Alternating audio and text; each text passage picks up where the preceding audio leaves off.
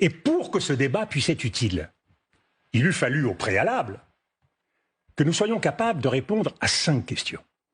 5 risques qui sont liés à cette montée en gamme, à cette étape que nous franchirions si nous envoyions des troupes au sol, des combattants. 5 risques. Le premier, c'est l'élargissement du conflit. Si nous envoyons des troupes au sol, savons-nous si, du côté russe, d'autres pays enverront de l'autre côté des troupes au sol? Est-ce que nous aurons des combattants africains? Est-ce que nous aurons des combattants asiatiques? Est-ce que nous aurons des combattants moyen-orientaux face à nous, dans ce Sud global qui a aussi envie de régler des comptes avec l'Occident?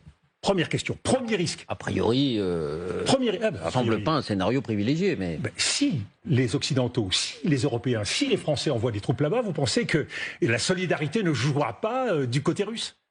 Je pense qu'il vaut mieux se poser la question. En tout cas, nos diplomaties n'ont pas fait ce qu'il fallait pour que la Russie soit isolée. Et si la Russie était isolée, ça se saurait. Je pense que nous sommes d'ailleurs davantage isolés, malheureusement, plus isolés que la Russie. Deuxième question majeure, nouveaux fronts, risque de nouveaux fronts. Moi j'ai alerté, de partie de quelques rares voix qui dit attention, l'Ukraine, c'est une situation dangereuse, mais que se passe-t-il s'il y a un autre front qui s'ouvre? Il s'est ouvert le front de Gaza et le front au Proche-Orient. Mais il y a d'autres fronts qui peuvent s'ouvrir. En Corée, en Afrique. Et alors nous allons comme ça faire la guerre sur les 5 continents. Il faut prendre en compte cette réalité. Le monde ne se réduit pas au drame et à la tragédie ukrainienne. On peut considérer que parce que c'est sur le sol européen, il y a une responsabilité particulière on peut considérer des pays européens. Il se trouve que l'Amérique est une puissance globale et que nous prétendons est une puissance globale et donc que nous sommes concernés par les grands équilibres et l'ordre du monde. Et malheureusement, notre diplomatie ne joue pas suffisamment, ne prend pas en compte suffisamment ces désordres qui intéressent les Soudanais, les Congolais. Troisième risque, qui est important, le risque terroriste.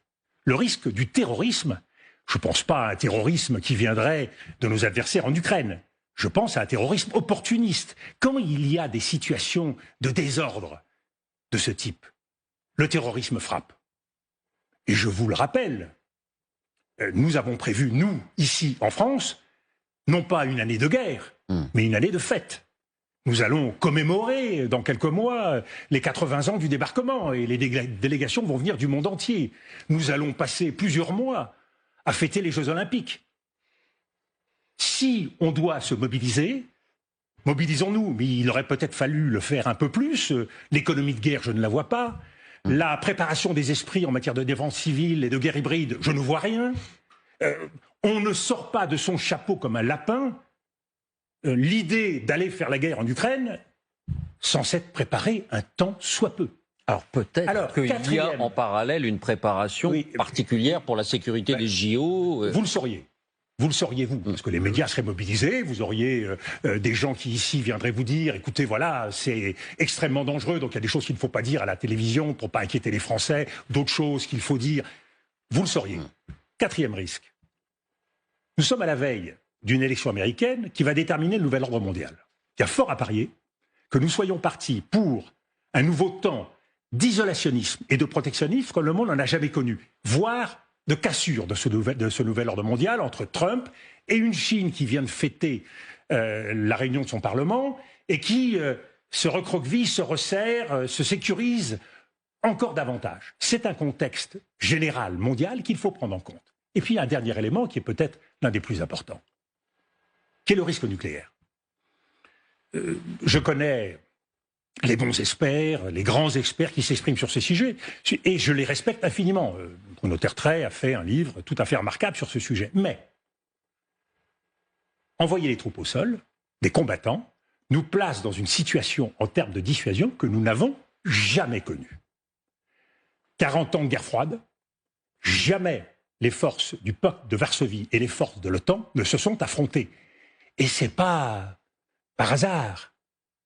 C'est à cause d'une réalité qui tient à la grammaire du nucléaire, à la règle du nucléaire.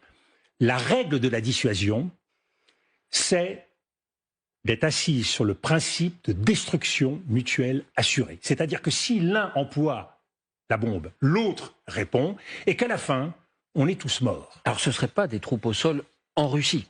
Donc c'est pas le territoire russe qui serait le théâtre des combats. Vous êtes comme moi, bien informé, et vous avez compris que pour Vladimir Poutine, l'Ukraine, c'est la Russie. On peut le regretter, mais aujourd'hui, c'est la rhétorique. Donc vous pensez que ces menaces qu'on entend dans la bouche de Vladimir Poutine encore récemment, par exemple, il faut les prendre au sérieux? Je pense que la grammaire nucléaire fait que ce risque, aujourd'hui, de troupes au sol, de l'OTAN en Ukraine, font exister un risque, et que ce risque, pour des puissances responsables, est inacceptable. Voilà ce que je dis. Même un petit risque déjà est inacceptable. Mais bien sûr. Parce que, et croyez bien, je voyage suffisamment à travers le monde pour avoir constaté quelque chose depuis 15 ans. L'emploi de l'arme nucléaire est fondé sur des cultures politiques, des cultures de société et des civilisations. Le monde est en train de changer.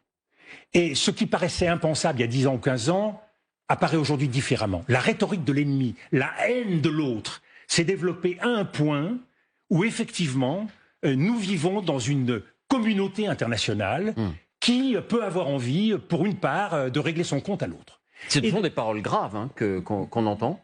Parce que c'est vrai que jusqu'à présent, cette grammaire nucléaire semblait inscrite dans le marbre, gravée. C'est pour ça qu'à quelque chose, malheur est bon, le débat qu'ouvre le président de la République permet de dire ces choses-là que je n'aurais jamais spontanément été dire à la télévision si je ne pensais pas qu'il faut les intégrer.